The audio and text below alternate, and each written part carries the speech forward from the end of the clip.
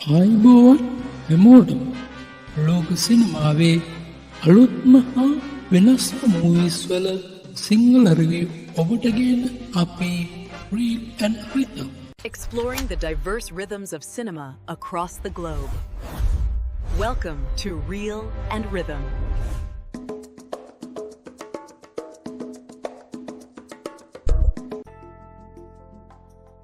චන්ද්‍රපූර් බටහිර බෙන්ගාලයෙන් කතාවට ආරම්භයක් ගන්නවා. මැදුරක කාලිමෑනියන් වෙනුවෙන් පූජාවක් පවත්වයි. ඒ දරු ප්‍රසූතියක් වෙනුවෙන් සූදානම් වෙමුණේ. පිරිමි දරුවෙකුගේ උප්පත්තියක් වෙනුවෙන් සියල්ලෝම බලාගෙන සිටින අතර දරුවා උපදී. ඒ පිරිමි දරුවෙකු වුවත් එය නියුන් දරුවපතක් විය. දෙවනි දරුවා ගැහැණු දරුවෙකු වීමත් සමගම කතාවට ආරම්භයක් ගනී. මගේ දරුවා මට දෙන්න. මගේ දරුවා මට අහපව් දෙන්න. නෑ මගේ දරුවා ගෙනියන්න එපා.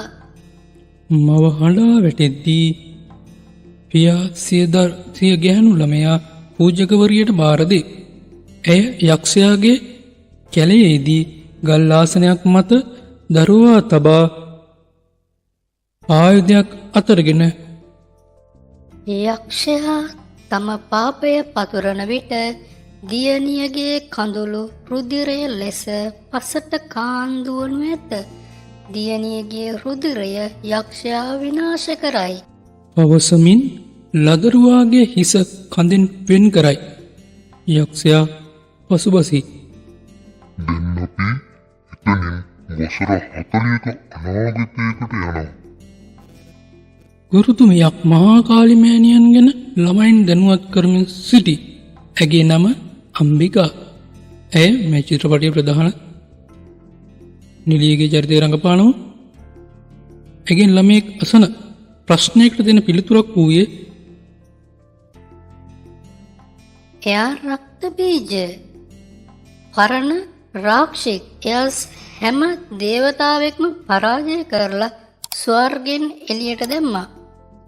යුද්ධය පටන් ගද්දී තනියම හිටියට දෙවියන් පහර දෙද්දී එයාගෙන් පොළොවට වැටුණු හැම ලේ බිඳුවකින්ම අලුත් රාක්ෂයන් ඉපදුණා. විශාල පිරිසක් හැදුණා. එයින් රක්ත බීජ්ගේ සේනාව වැඩි වුණා. දේවතාවෝ ටික පාර්වතී මෑණියන්ගෙන් උදව් ඉල්ලන්න ගියා. මේ දෙයින් කෝපයටපත් පාර්වතී මෑණියෝ කාලිමෑණියන් බවට පත් වුණා. එයා මෑණිවරු 6 දෙනා එක්ක එකතු වෙලා රක්ත බීජට පහර දුන්නා. මහා කාලි අසිපතින් රක්ත බීජ කපලා දැම්මා. ලේ පොළොවට වැටෙන්න කලින් කාලිමෑණියෝ ඒ ටික දිවෙන් බිව්වා. රක්ත බීජගේ හැම රූපයක්ම ඉවර කරා. එහෙමයි අම්බිකා කතාව ඉවර කරේ. කාලිමෑණියන්ගේ හා රක්ත බීජ්ගේ. එතනදී සුබසංකර දාස් ගුප්තා ඇයව හමු වෙනවා. ඔවුන් අඹුසැමියන්. ඔවුන්ගේ දියණිය ශ්වේතා. ඔවුන් තිදෙනා කෝපි එකක් බොන ගමන් ශ්වේතා පවසනවා ගමට ගිහින් ඉපැරණි කතාවක් හොයන් එන්න ගුරුතුමිය පැවසු බව. අම්බිකා සහ දාස් කතාව වෙනමකට ගෙනියන්න හැදුවත් ශ්වේතට ඕන උනේ චන්ද්‍රපූර් යන්න. අම්බිකා සහ දාස් කතාව වෙනස් කරන්නේ ඔවුන් චන්ද්‍රපූර් ගැන දන්න නිසා. මොකද දාස් තමයි පටන් ගද්දිම ඉපදුණු නියුන් දරුවන්ගෙන් බේරුණු පිරිමි ළමයා. දාස් සමග චන්ද්‍රපූර් වලින් ඈත්වයි අම්බිකා ජීවත් වුණේ. මොකද ඔවුන්ගේ ළමයා ගැහැණු ළමයෙක් නිසා. ඒ ශ්වේතා දන්නවන වෙලාව චන්ද්‍රපූර් වල තියෙන නීතිය. දාස්ට කෝල් එකක් එනවා චන්ද්‍රපූර් වලින්. ඔහුගේ තාත්තා මැරිලා කියලා. දාස් ශ්වේතා හා අම්බිකා තියලා චන්ද්‍රපූර් යනවා. සීයා මේ තාක්කල් ජීවත් වෙලා සිටි බව ශ්වේතා දන්නේ නැහැ. එයාට කිසිම දෙයක් කියලා නැහැ. ඒ ඇගේම ආරක්ෂාවට කියලා ඔයාලා දන්නෝනේ. ශ්වේතා හිතන්නේ ඇය ගැන සීයාත් නොදැන සිටි බවයි. පියාගේ ආදානයෙන් පසුව දාස් ජොයිදේව්ට පවසන්නේ. ජොයිදේව් කියන්නේ දාස්ගේ පියාගේ හොඳම ළඟම ඥාතියෙක්. ජෝයිදේව් පවසන්නේ ඔහුට පියාගෙන් ඉරුම වූ ඒ දේපොළ විකිණීමට හොඳ තරව්කරුවෙකු සොයා දෙන ලෙසටයි. ඒ රාක්ෂයාගේ ගමේ උරුමකාරයා ඔහු වූ නිසයි. ජෝයිදේව් පවසන්නේ ඒවා අද කාලේ නැති බවයි. එතනදී ජෝයිදේව් පවසන්නේ දාස්ගේ දියණිය ගැන පියාද දැන සිටි බවයි. ඔවුන් දෙදෙනා ඇරෙන්න ඒ රහස වෙන කිසිවෙකුත් නොදැන සිටි බවයි. ගම්මුන් විසින් පාකිරීමට දෙන පියාගේ අලුමුට්ටිය දාස් ඒ රැගෙන යද්දී පොළොවෙන් මතුවුණු මුල් කෑල්ලක කකුල පැටලීමෙන් බිම වැටෙනවා. ඒ අතර සේතා නිදි ඇගේ ටැබ් එකේ එකපාරටම වීඩියෝ එකක් ප්ලේ වෙනවා. ඒ නැවැත්වීම සමග අම්බිකා දකිනවා සේතාගේ ටැබ් එකේ රාක්ෂයාගේ ගසේ රූපයක් තියෙනවා. එය කොහෙන් ආවේදැයි අම්බිකා නොදනී. ඇය ඒක දාස්ට වොට්ස්ඇප් කරන. එය දකින දාස් කලබල වෙනවා. සීතා ඔය තැන කොහෙන්ද දැනගත්තේ? හෙලෝ අම්බිකා, ඔයාට මාව ඇහෙනවද? ඇහෙන්නේ නෑනේ ෂූ. ඔයා ඉන්නවද? හෙලෝ අම්බිකා, ඇහෙනවද? හෙලෝ අම්බිකා, ඔයාට මාව ඇහෙනවද අම්බිකා? ඒ දාස්ගේ අවසාන වචන කීපය වුණා. ඔහු රාක්ෂයාගේ කැලේදී රාක්ෂයාගේ ගොදුරක් වුණා. ඔහුගේ සිගරට් එකෙන් අනතුර වෙන්න ඇති කියලා පොලිස් වාර්තාවලින් කියවුණා. ඒ විදිහට දාස්ගේ කතාව අවසන් වුණා. දාස්ගේ අවමංගල්‍ය කටයුතු අවසන් වීමත් සමග අම්බිකා ළඟට පැමිණි ජෝයිදේව්, මම ජෝයිදේව් චන්ද්‍රපූර් වලින් මුළු ගමම ඉන්නවා ඔයාලා වෙනුවෙන්. ඔහු එතනින් පිට වුණා. වමනාවක් වුණත් කෝල් ගන්න කියලා. දැන් අම්බිකා සහ සේතා ගොඩාක් අසරණ වෙලා නොකා නොබී දුකින් අඬ කාලය ගෙවනවා දාස්ගේ මතකයන් සමග.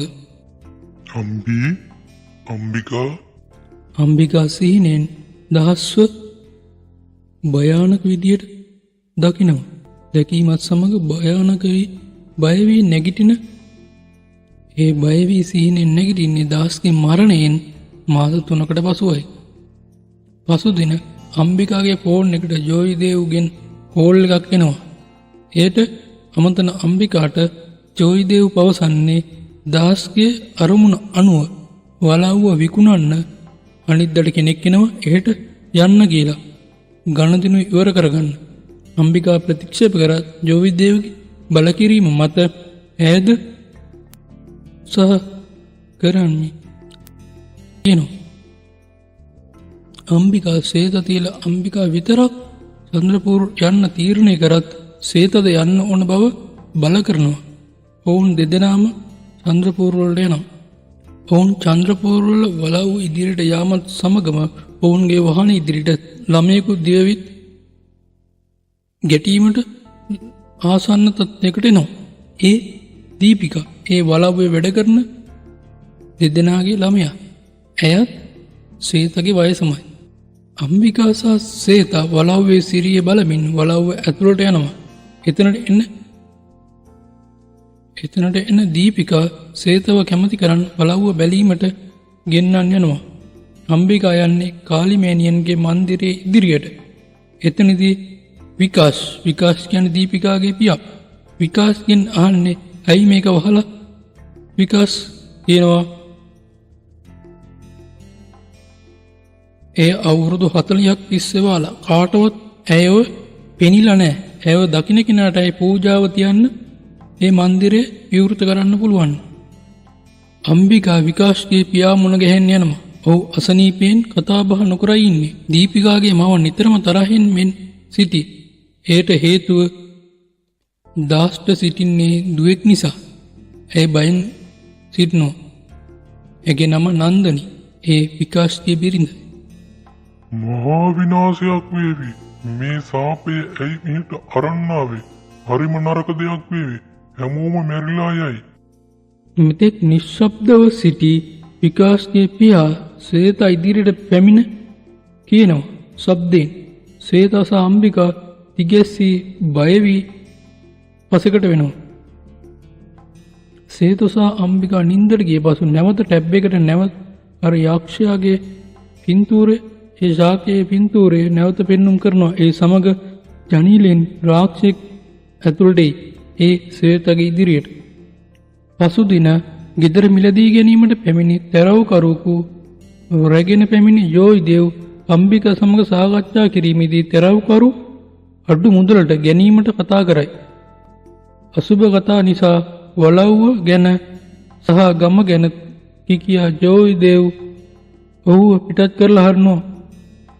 ශ්වේතා දීපිකාගේ අකමැත්ත මත ඇයද කැමති කරන් වලව්ව පිටපස රාක්ෂයාගේ කැලයට යනවා.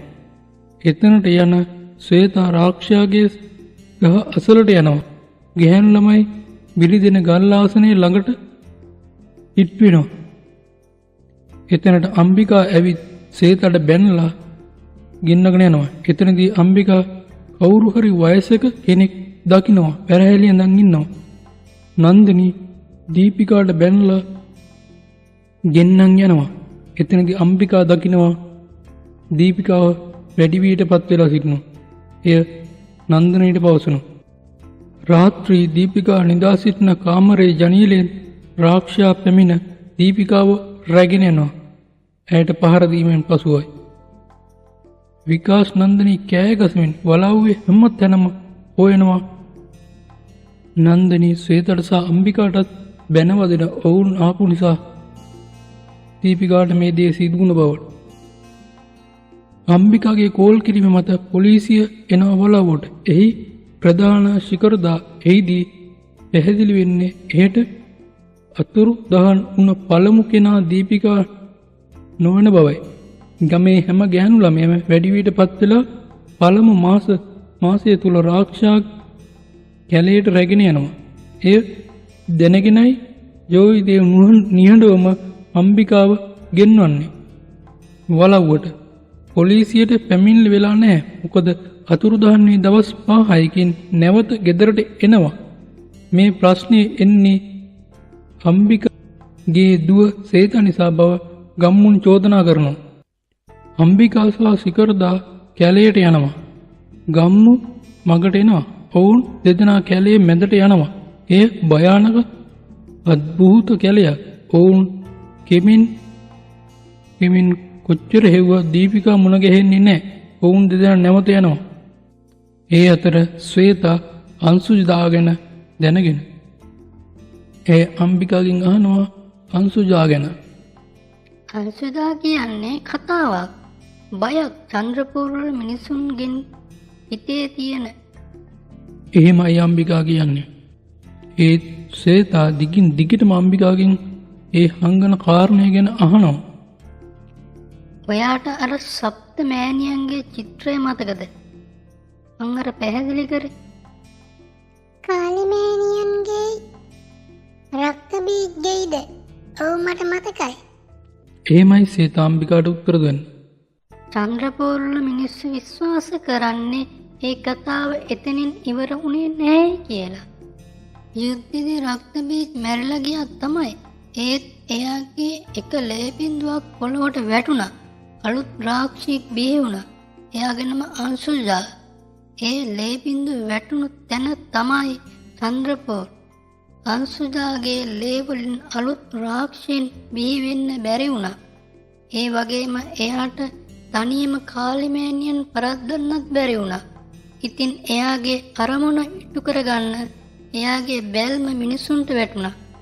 එයා චන්ද්‍රපුරවල ගැහැණු ළමයින්ට හිරිහැර කරදර කරන්න පටන් ගත්තා. මොකද එයාට අලුත් රාක්ෂයෙක් බිහි කරන්න වුමනා වුණා. ඒ කිසිම කෙල්ලෙක්ට එයා ඉස්සරහා හොඳින් ඉන්න බැරි වුණා. ගමේ කොච්චර ගැහැණු ළමයි අංශුජාගේ අතින් මැරිලා ගියාද? එකපාරක් ඇත්ත හෙළි වුණාම කාලිමෑණියන්ගේ භක්තිකෙක් මෑණියන්ගෙන් උදව් ඉල්ලුවා. කාලිමෑණියන්ගේ කරුණාවෙන් භක්තිකයාගේ ඇහැට ලේ බිඳුවක් වැටුණා. කාලිමෑණියන්ගේ ප්‍රතිමාවෙන් එයාට අසීමිත ශක්තියක් ලැබුණා. දැන් එයාට අංශුජාව පරද්දන්න පුළුවන්කම තිබුණා. ඒත් හිටි හැටියේ අංශුජා අතුරුදහන් වුණා. හැමෝටම හිතුනේ එයා දිනුම් කියලා. ඒත් එහෙම වුණේ නෑ. එයා හැංගිලා බලා හිටිය විතරයි. මොකටද බලා හිටියේ? අංශුදා දැනගෙන හිටියා මේ භක්තිකයාට තිබුණේ කාලිමෑණින්ගේ ශක්තිය කියලා. එයාට දුවෙක් ඉපදුනාම ඒ ශක්තිය එයාගෙන් නැතිවිලා ගියා. අංශුජාට එයාගේ අරමුණු සම්පූර්ණ කරගන්න පුළුවන්කම තිබුණා. එයා දැනගෙන හිටියා ඒ කෙල්ලට තමයි Tamanගේ වංශය ඉදිරියට ගෙනියන්න පුළුවන් කියලා. එයාට අවුරුදු 12ක් වුණාම අංශුදා ආයෙමත් ආවා. එයාව අරගෙන ගියා. එයාගේ ආපහු එනකොට එයාගේ බඩේ රාක්ෂාගේ ළමයෙක් හිටියා. අංශුදා කෙල්ලගේ තාත්තව අමුතු ධර්ම සංකටයකට දැම්මා. ඒ දරුවා ඉපදුනා නම් අංශුදා දිනනවා. එහෙම උනේ නැත්තම් කෙල්ලගේ තාත්තා එහෙම දෙයක් කරා වෙන කිසිම තාත්තෙක්ට හිතාගන්නවත් බැරි විදිහේ. මොකන්ද කරේ? එයා තමන්ගේ දෝ බිලි දුන්නා. මොකන්ද ඒකින් අපිට තියෙන සම්බන්ධය? මුළු චන්ද්‍රපූර් ගමම විශ්වාස කරන්නේ ඒ අසීමිත ශක්තිය ලැබුණු භක්තිකයාගේ වංශයේ සුභසංකර්ගේ පවුල කියලා. ඒ අපේ පවුල, දාස්ගේ පවුල. මෙන්න ඇත්තටමද කියන්නේ? ඔයා බය නිසා පවුලේ කෙල්ලෙක් ඉපදුනකොටම එයාගේ පළවෙනි කාලේ පූජාවේදීම එයා බිලි දුන්නා. මමත් ඒ පවුලේ කෙනෙක් නේ. දාස් ඒකයි එහෙම කතා විශ්වාස නොකළේ. ඒ නිසා එයා ඉගෙන ගන්නකොට කොල්කටාවටම ආවා. තීරණය කළා ආපහු චන්ද්‍රපූර් එන්නේ නැහැ කියලා. ඔයාගේ සීයාගෙන් මේ ගමෙන් ඈත් වෙලා අපි අපේම ලෝකයක් ආරක්ෂිත ලෝකයක් හදාගත්තා. සේත ලැබුණාම සීය බලන්න එද්දි හොස්පිටල් එකේදී ළමයව මාරු කරලා පෙන්නුවා වෙන කෙනෙකුට. ඒ පිරිමි දරුවෙකුට. එතනදී බිලි දෙන සම්ප්‍රදාය බිඳුණා. ඒ රාක්ෂයාට මට කරදරයක් කරන්න බෑ නේද අම්මේ? මම ඉන්නකම් කාටවත් කරදරයක් කරන්න බෑ ඔයාට. පොලිසිය දීපිකා ගැන සෙවීමට ගමේ අතුරුදහන් වූ ගෑනු ළමයින් හැමදෙනාගෙම විස්තර හෙව්වා. ඒ හැමදෙනාගෙම විස්තර අහලා බැලුවා. අම්බිකා ගෙදර එන විට සේතා විකාශ්ගේ පියා ළඟ කතා කර කර සිටියා. ඔහු අම්බිකාට දාස් කිය දෙයක් කියලා බෙන්ගාලි මන්ත්‍රයක් ලියවුණු පොතක් දුන්නා. අම්බිකා එම බෙන්ගාලි මන්ත්‍රය කියවන්න ගත්තා. එය කියවා පරීක්ෂා කරද්දී දාස් පෙනී සිටියා. අද්භූත ලෙස. යක්ෂයා තම පාපය පතුරන විට දියණියගේ කඳුළු රුධිරය මෙන් පසට කාන්දුවනු ඇත. එවිට මෑණියන්ගේ අසිපත වරදානයක් බවට පත්වේ. දියණියගේ රුධිරය යක්ෂයා විනාශ කරයි.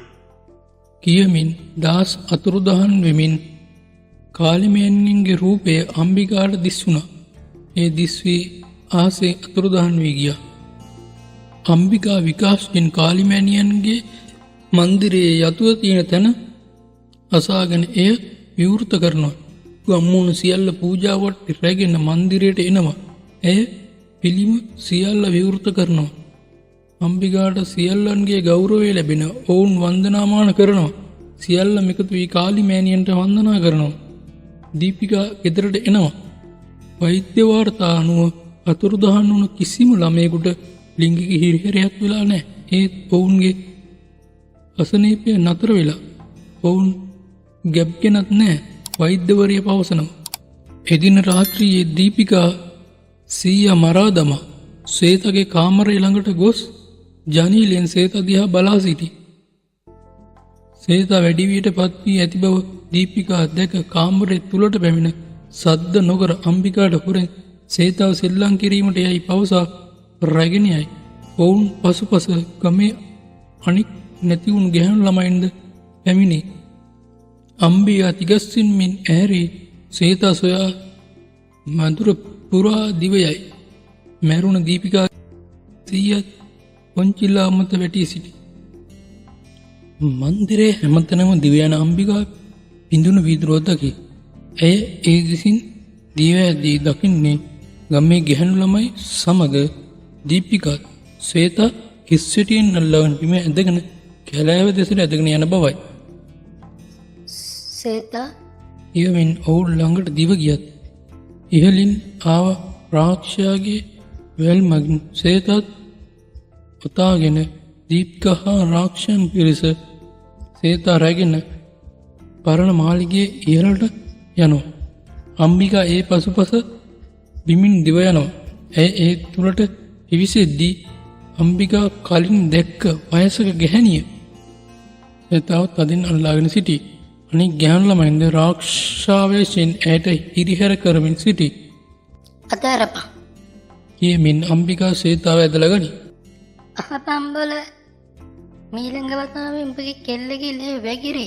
ඒකගේ පළමු කාලේ පූජාව තාම ඉවර නැහැ. අම්බිකා සේතාව රැගෙන නිවසට එනවා. ඔවුන් චන්ද්‍රපූර් වලින් යාමටයි තීරණය කරන්නේ.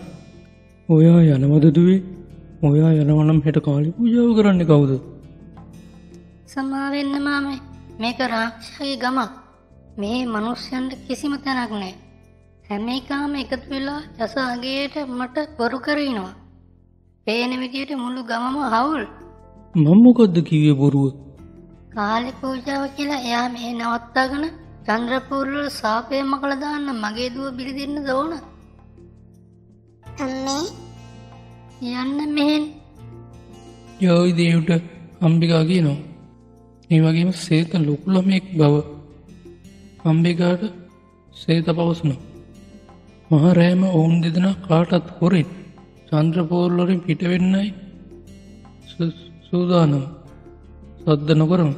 බෑග් ටිකත් අරන් මැදුරෙන් එළියට එනවා.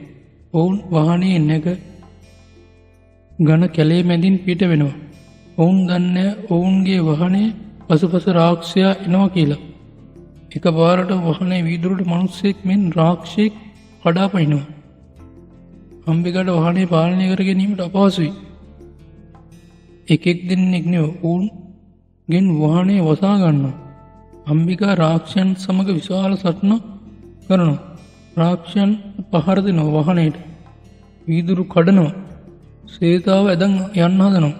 අම්බිකා වේගයෙන් යන වාහනේ එකපාරම බ්‍රේක් කරලා රාක්ෂයන් විසි කරලා දානවා. රාක්ෂයන් සීසීකඩ විසි වෙනවා. අම්බිකා සහ සේතා දැඩි ලෙස අසරණ වී වාහනේ තුල බැඳී සිටිනවා. මේ රාක්ෂයාගේ කැලේ අම්රිතා වාහනේ රේස් කරත් යන්නේ නැහැ. රාක්ෂයන් ඒ උසවගෙන දීපිකා ඇතුළු රාක්ෂයන් අම්බිකාව පසෙකට විසි කර දමා සේතාව රැගෙන යනවා. සේතා කිව්වත් සේතා රාක්ෂයන් අතරින් යන්නේ ජෝයි දේව් අතට. ජෝයි දේව් සේතාව රැගෙන යනවා. පොලිසිය ගමට එනවා. ගම්මු කියන්නේ තාත්තා මරා දුවත් නැහැ. ගමේ අනිත් ළමයිනුත් නැහැ. අම්රිකත් පිටව ගියා. පූජාවත් නොකරම කියලා. ජෝයි දේව් කොහෙද ඇහුවාම ඊයේ රෑ ඉඳලා කවුරුත් දැකලා නැහැ. ෆෝන් එක වැඩත් නැහැ කියනවා. පොලිසියට සැකයක් වැටෙනවා. ඒ වගේම ඔහුගේ පරණ සැකසහිතෙන් මතක් වෙනවා. පොලිසිය කැලේට එනවා. ඒත් එක්කම අම්බිකාට සීය එනවා. ඇය ඉන්නේ අර මහල්ල ගාව. ඒ මහල්ලකින් අහනවා සේතාව කොහෙද කියලා. කොහෙද මගේ දුව? කොහෙද මගේ දුව? මං කියන දේ අහන්න. මහල්ල කියනවා. තමුසේ උන්ගෙම එකෙක් අවුල් වෙලා ඉන්නේ. අම්බිකා කියනවා. මහල්ල කියන්නේ මං ඔයාගේ හැතිරියක් නෙමෙයි. මම මෙහෙ ගියේ දුව බේරගන්න. ඒත් මම යද්දි අරන් ගියේ. ජෝයි දේව තමයි ඔයාගේ දුව අරන් ගියේ. කතාව මේ ඉදිරියට ගලාගෙන යද්දී ඉන්ස්පෙක්ටර් කැලේට යනවා කණ්ඩායමත් එක්ක ජෝයි දේව හොයාගෙන. දන්නවනේ ජෝයි දේව කවුද කියලා? ගමේ මිනිස්සුන්ට හැමෝටමත් ඒ පළාතේ ඔක්කොමත් ඔහුට කිව්වේ ස්පන්ච් බාබු කියලා. දැන් මේ ජෝයි දේව කැලේට හොයාගෙන යද්දී කැලේදී ඉන්ස්පෙක්ටර්ට ජෝයි දේව මුණ ගැහෙනවා. ඉන්ස්පෙක්ටර් අහන්නේ කොයි ළමයි කියලා. ඔව් ඉන්ස්පෙක්ටර් මට ඇස් තුනක් තියෙන තමයි. ඒ මේලත් උඹ අන්ධයි. ළමයි කොයිද කියලා ඇහුවට උඹ මං කවුද කියලා ඇහුවේ නෑ. ජෝයි දේව එහෙම කියනවා. ඒ අතරේ මහල් අම්බිකාට මෙහෙම කියනවා. රාක්ෂයෙක්. එයා මුල ඉඳලම රාක්ෂයෙක්. ඔයාලට මතක ඇතිනේ මීට අවුරුදු 40කට කලින් කාලිමෑණියෝ හීනෙන් පෙනිලා කාලිමෑණි පූජාව කරපු තරුණිය තමයි මේ මැහැල්ලක් විදියට ඉන්නේ. ඇයි එදා ඒ පූජාවේදී ඒ බිලින්දාව මරන්නේ නැහැ. එයා අසිපත ඔසවද්දී බිලින්දාව බිලිදීමට යාමේදී ඇය ඒකෙන් වැළකී සිටිනවා. එතෙන් ජෝයිදේව මෙහෙම පවසනවා. "ඒයි තමුසේ මොකද නැවතුනේ? මෑණියන් ගිල්ලීමට පිටුපානවද?" මේක මෑණියන්ගේ ඉල්ලීම වෙන්න බෑ. මොකක්ද කිව්වේ? අපිට මෑණියන්ව තේරුම් ගන්න එකේ වැරද්දක් වෙලා තියෙනවා. අම්මෙක් කොහොමද දුවෙක් බිල්ලක් ඉල්ලන්නේ? මේ සංවාදය අතර එතෙන්ට එන තරුණෙක් මෙහෙම කියනවා. මෙයා කියන භක්තිකයෝ ඉල්ලීමේ හරිම තේරුම දන්නේ නැහැ කියලා. මන් දන්නවා. මේකේ බොරුකාරියක්. කාලි මෑණියන්ගේ ඉල්ලීම මේක වුණා නම් බොරු නෙමෙයි කියන්නේ. මේ අතර මහැල්ල අම්බිකාට මෙහෙම කියනවා. කාලි මෑණියෝ ඒ ඉල්ලීම දුන්නේ අංශුජාගේ විනාශයට. ඒත් ඔයාගේ පවුලේ පිරිමි ඒකේ තේරුම අමතක කරා. මාව හැමදාටම වැරදිකාරියක් කියලා පිළිගත්තා. ඒ අතර අර තරුණයා ඉල්ලීමේ හරිම තේරුම මොකද්ද කියන්න. ස්ත්‍රීකට ඊතරම් ලොකු වාකීමක් දෙද්දි වරදක් සිද්ධ වෙලා. තමුසේ දුර්වලයි, ප්‍රවිතා දුර්වලයි. අහකට වයා. මේක තමුසේගේ නෙවෙයි පුරුෂයෙකුගේ වැඩක් කියලා සිපතරගෙන ඔහු පිළිදාව මරා දානවා. ඒ වගේම තරුණිය වරදකාරියක් කියලා රාක්ෂියෙක් විදියට ගමෙන් අයින් කරනවා. රාක්ෂියෙක් විදියට කොණ්ඩ කපල ඇයව ගමෙන් නිරපාහරිනවා. ජෝයිදේව් ළමයාගේ බිල්ල දීලා මම චන්ද්‍රපුර වල ප්‍රසිද්ධ වුණා. හැමෝම අගය කළා, සතුටු වුණා. හැමෝගෙම විශ්වාසය දිනාගත්තා. මම චන්ද්‍රපුර වල ස්පංජ් බාබු වුණා. ඒත් මගෙන් එක වැරද්දක් වුණා. මම ළමයාව නමරයින්නයි තිබුණේ. ජෝයිගේ ළමයාගේ බිලිදීමත් සමග රාක්ෂයා ජෝයිව ග්‍රහණයකට අරගෙනයි තිබුණේ. ජෝයිදේව නිදා සිටියේදී රාත්‍රියක ඒ රාක්ෂයා ජෝයිදේව අසලට එනවා. ඔහු ජෝයිදේවට පහර දීලා ඔහුව අල්ලගෙන කණ්ණාඩිය හපනවා. ඒ වගේම කණ්ණාඩියෙන් ඒ රාක්ෂයාව පෙනී සිටිනවා. ඔහු ජෝයිදේවට කතා කරනවා. "පුරුක් දෙයියෝ, ඔබතුමා ඇත්තක්ද?"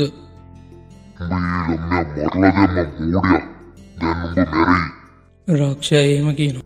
"නෑ, මම ප්‍රවිතට තමන්ගේ තත්ත්වය පෙන්වන්නයි කරේ. මගෙන් අපරාධයක් වුණා.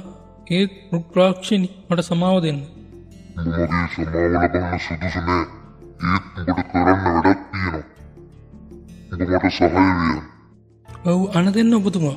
ඔබතුමා කියන ඕන දෙයක් මං කරන්න." ජෝයිදී තරුණ කාලේ මෙහෙම කියන්නේ. "ඔය පවුලේ දුවෙක් ඉපදුනාම එයා පිළිගන්න එපා. එයා මගේ දීනානු දරන්න සුසුස් තත්ත්වයකට ආවම මගේ ළඟට අරන් වරේ." "හරි උතුමාණනි, මං අරන් එන්නම්. මං හැම දෙයක්ම කරන්න. මං අන රකින්න. මට සමාව දෙන්න." ඒ අතරේ ජෝයිදේව් ඉන්ස්පෙක්ටර්ට මෙහෙම කියනවා. "එයා මාව තෝරගත්තා. ඒ වගේම මං අවුරුදු 40 දාස්ගේ ගෙදරට ඇහැ ගහගෙන හිටියා. ඉස්සෙල්ලා එයාගේ තාත්තා මැරුවා. ඊට පස්සේ දාස්ව මැරුවා. මොකද එයාගේ අන්තිම කැමැත්තට අම්බිකා සහ සේතා දෙන්නම අන්දපුර වලට එනවා. දැන්ඹට තේරුණාද? පරම ශක්තිය මගේ උතුමාණන් බව. ගොඩාක් විකාර කියෙව්වා උඹ. තමයි කොහෙද ගියපන්?" පොලිස්කාරයා එහෙම කියනවා. "මෝඩයා, උඹට තාමත් තේරෙන්නේ මේ කැලෑව මම මගේ දරුවෝ මෙතනමයි ඉන්නේ. මම එක්කම." රාක්ෂයන් ඉතින් එන්න පටන් ගන්නවා. ගස්වලින් උඩින් පොලිසිය ඔක්කොම මරලා දාලා ජෝයිදේව් රාක්ෂයා වෙනවා. ඔහු අවුරුදු ගාණක් බලා සිටියේ එයා වෙනුවෙන්. ඒ සේතා වෙනුවෙනුයි. ඒ අතර මැහැල්ල අම්බිකාට මෙහෙම කියනවා. ඔයාගේ දුව රාක්ෂයාගේ වංශය ඉදිරියට ගෙනියයි. මහා විනාශයක් තමයි වෙන්නේ. මගේ දුව ජෝයිදේව කැලේට ගෙනියන්නේ නැති. මා යා යුතුයි. ඔය කළු අනාන්තරයේ පස් රත්වි විශාල මිනිස් ජීවිත බිලිගෙන සංසිඳිලා නැහැ. බඩගින්න ඉන්නේ. ඔයා තනියම ගියොත් ඔයාවත් ගිලගනි. මැහැල්ල අම්බිකාට එහෙම කියනවා. ඉතින් මොනවා කරන්නද? මට මෙහෙට වෙලා ඉන්න බෑ. කාලි මෑණියන්ගේ ශක්තියෙන් ඔයාට එයාව පරද්දන්න පුළුවන්. අද කාලේ පූජාව උනේ නැත්තම් අංශුදා දිනයි. අවුරුදු 40කට පසු ඔයාට පේනුණා කාලි මෑණියන්. ඔයාට කාලි මෑණියන්ගේ ආශිර්වාදය ගන්නම වෙනවා. ඔයාට කාලේ පූජාව කරන්නම වෙනවා අම්බිකා. අම්බිකා කාලි පූජාව පටන් ගන්නවා. පූජාව අතරතුර අම්බිකා කාලි මෑණියන්ගේ ආශිර්වාදය ලැබෙනවා. ඒ ආශිර්වාද රැගෙන කැලයට යනවා. ඒ සීතා හා රාක්ෂාව සොයාගන්නවා. කාලි උඹ එවන්න ඇත්ති. කොයි ආවෙ නැද්ද? මගේ දුවව අරන් යන්න ආවේ. උඹ මැද්දට ආවොත් උඹටත් රක්ත බීජ උණු දෙයම වෙයි. රක්ත බී දුර්වලයි. මං රක්ත බී උඹ කාලිවත් නෙමෙයි. මං අංශුජා. උඹ දුර්වල ගෙහනිය. උඹට මාව අල්ලන්නවත්ද? රාක්ෂයා එහෙම අම්බිකාට කියනවා. අම්බිකාට රාක්ෂයා පහර දෙනවා. ඇය සටන් කරනවා. රාක්ෂයාගේ මායාවට හසුණු ළමයි ඇය නිදහස් කරනවා. ඇයත් ඒ සටනෙන් දැඩි ලෙස පීඩාවට පත් වෙනවා. අම්ම කෙනෙක් වෙන එකම කාන්තාවගේ ලොකුම දුර්වලකම. නෑ ඒක දුර්වලකමක් නෙමෙයි. ඒක ශක්තියක්. ඇය රාක්ෂයා සමග සටන් කරනවා. දිගටම දරුණු ලෙස සටන් කරනවා. ඒ වගේම ඇයට දරුණු ලෙස රාක්ෂයා පහර දෙනවා. පුතුයේ ස්වර්ගයේ නිරය. උඹගේ කාලි මගේම සයන් කාලේ හැමදේම මගේ අතිනුයි තීරණය වෙන්නේ. උඹේ දුවගෙන් මගේ වංශය ඉදිරියට යයි. මගේ බලවත් අධිරාජ්‍ය මේ මිනිසුන්ව දැහැගනි. මෑණියනි කාලේ මෑණියනි මට පිට වෙන්න. උඹ දැක ගනි. අම්බිකාගේ අතපය මෙන්ම ගෙලද කඩා දමයි. ඇය බිම ඇද වැටි රාක්ෂයා සීතා මායාවට ලක් කරමින් සිටි අම්බිකාගෙන් පොළොවට වැටුණු ලේ බිඳුවෙන් ඇයට මහා කාලි ආරූඪ වේ. ඇය ආයුධ සමග අහසට නැග කාලී මෑණියන් මෙන් පෙනී සිට යක්ෂයාට නැවතත් යුද්ධයට ආරාධනා කරයි. කාටද අභියෝග කරන්න උඹ? කාලීටද? උඹ හරියට දිය බිඳුවක් වගේ මූන්දට ගහගෙන යන්න. ඇවිත් තියෙන බලපන් උඹේ අහල පහල කාලි හතර දිසාවෙන්ම ඉන්නවා. උඹ මගේ මේ පසේ කාලි ඉන්නවා. මතු පිට ඉඳලා පාතාලේ වෙනකම්ම ස්වයං කාලයයි. කාලි එයාට ඕනනම් කාලයක් නවත්තයි. මුළු සෞරග්‍රහ මණ්ඩලෙම අලු කරයි. විනාශයක් කාලේ, ප්‍රචණ්ඩත්වයක් කාලේ. සංසුන් වුණාම එයා තමයි මෑණියෝ. මෑණියෝ ක්‍රෝධයට පත් වුණාම එයා තමයි කාලී. කියමින් රාක්ෂයාට දරුණු ලෙස පහර දී කඩු පහර රාක්ෂයාගේ පපුවටම එල්ල කරයි. රක්ත බීජයේ අංශුවක් නම් මාත් කාලිගේ අංශුවක්. චමුණ්ඩා දුර්ගා අම්බිකා මම. රාක්ෂයාගේ හදවත ගලවා විනාශ කර තමයි ළමයි සියල්ලෝම සමගින් අම්බිකා සීතාව දරගෙන කැලෙන් එළියට එයි. අම්බිකා සීතාව ගල් ආසනයේ මැදින් තියෙනවා. එතනට පැමිණෙන මැහැල්ල ඇයව පරීක්ෂා කර බලා මෙහෙම කියනවා. ඔයාගේ දුවගේ ඇඟේ අංශුදාගේ බීජාණුවක් තියෙනවා. කියවින් ඇය අම්බිකාට අවධාරණය කරනවා. කාලි මෑණියෝ කොහොමද දරුවෙකුගේ බිල්ලක් ඉල්ලන්නේ? ඒක මගේ පරීක්ෂාව වෙන්නේ නැති. නැත්තම් ඔයාගේ පරීක්ෂාව වෙන්නේ නැති. යන්න කියමින් අම්බිකා සීතාව බිලිදීමට යද්දී පොළොවෙන් මැරුණු ආත්ම සියල්ල පිට වෙනවා. අම්බිකාගේ කඩුව සීතාගේ ගෙල අසලටම එන විට අම්බිකා අනේ කැලි මෑණියනි අපිට සමා වෙන්න. ඔබතුමිය අපිව ගලවගත්තා. අපිට ගැලවීම ලබා දුන්නා. ස්තුතියි මෑණියනි. කාලි මෑණිය පසිපතට වරදානයක් දුන්න අංශුජායක සටන් කරන්න. ඒක වැරදියට තේරුම් ගත්ත මේ ගමේ පිරිමි ඒක පාවිච්චි කරලා ලාබාල මරන්න. අද එක අම්මා කෙනෙක් කාලිගේ ඉල්ලීමේ අදහස් තේරුම් කර අංශුජාගේ වංශය විනාශ වෙලා ඔයා දිනුව අම්බිකා ඔයාගේ දුව ආරක්ෂිතයි. අම්මේ කියමින් සීතා අසීයෙන් සිට අවදිව අම්බිකාට කතා කරනවා. සීතාගේ අවදියත් සමග අම්බිකා සතුටින් පිනා යනවා. ගම්මින් සියල්ලෝම කාලි මැණියන්ට නමස්කාර කරනවා. ඒත් එක්කම අපි අපේ කතාවේ අවසානයට එනවා. ඉතින් අද අපි ගෙනාපු මේ ලස්සන මූවී එක ඔයාලට ලස්සනයි කියලා හිතුණා නම් ඉදිරියට තව මේ වගේ දේවල් අහන්න අපි සබස්ක්‍රයිබ් කරලා ලයික් කරලා ෂෙයා කරලා තියාගන්න. දිගටම මේ වගේ ලස්සන මූවීස් අපි ඔබ ළඟට ගෙනීමට බලාපොරොත්තු වෙනවා. එහෙනම් සියලු දෙනාටම ස්තුතියි. උස්වරණයි.